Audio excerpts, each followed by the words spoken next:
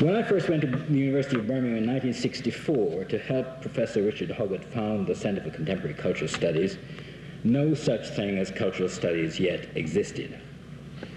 Of course, languages, literature, history, the fine art departments in our faculties of arts were dedicated to the preservation of the cultural heritage, though they refused to name, let alone to theorize or conceptualize culture, preferring it, so to speak, to seep through by a process of academic osmosis.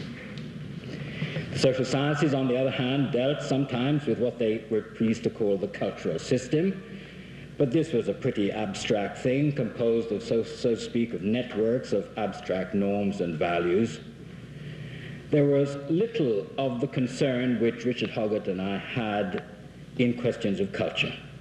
That is to say, and I won't attempt to provide any kind of comprehensive definition of the term, but nevertheless, the changing ways of life of societies and groups, the networks of meanings which individuals and groups use to make sense of and communicate with one another, what Raymond Williams once called whole ways of communicating which are always whole ways of life. The dirty crossroads where popular culture intersects with the high arts. That place where power cuts across knowledge, or where cultural processes anticipate social change. These were our concerns, where to study them.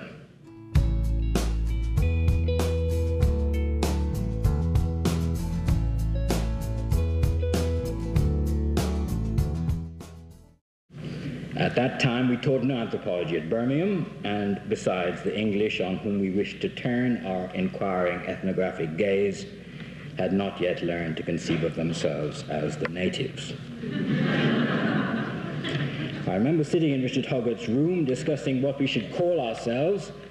Institute, he suggested. Well, that sounded suitably grand and austere, but to be honest, the two of us who constituted at that time the entire faculty, and indeed the students of the enterprise, could not find it in our hearts to take ourselves that seriously.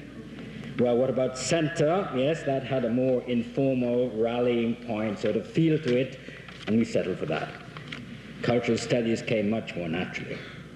It was about as broad as we could make it, thereby ensuring that no department in either the humanities or social sciences who thought that they'd already taken care of culture could fail to feel affronted at our presence. In this latter enterprise, at least, we succeeded. Now cultural studies programs exist everywhere, especially in the United States. There's not a touch of envy about that, where they've come to provide a focal point for interdisciplinary studies and research and for the development of critical theory. Each program in each place, as is appropriate, drawing together a different range of disciplines and adapting itself to the natural academic and intellectual environment. Cultural studies, wherever they exist, reflect the rapidly shifting ground of thought and knowledge, argument and debate about a society and about its own culture. It's an activity of intellectual self-reflection. It operates both inside and outside the academy. It represents something, indeed, of the weakening of the traditional boundaries between the disciplines and the growth of forms of interdisciplinary research which don't easily fit or can't be contained within the confines of the existing division of knowledge. As such, it represents inevitably a point of disturbance, a place of necessary tension and change in at least two senses.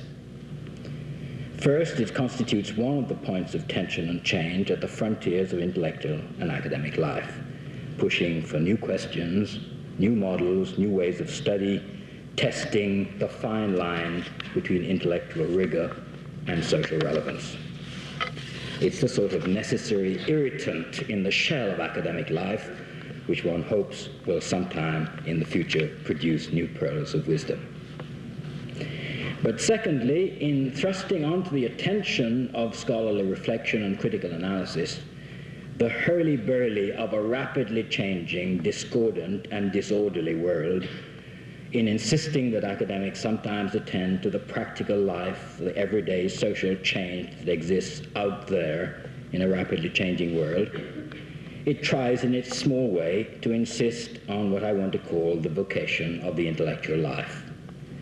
That is to say, the necessity to address the central, urgent, and disturbing questions of a society and a culture in the most rigorous intellectual way we have available. That is, above all, in my view, one of the principal functions of the university, though university scholars are not always happy to be reminded of it.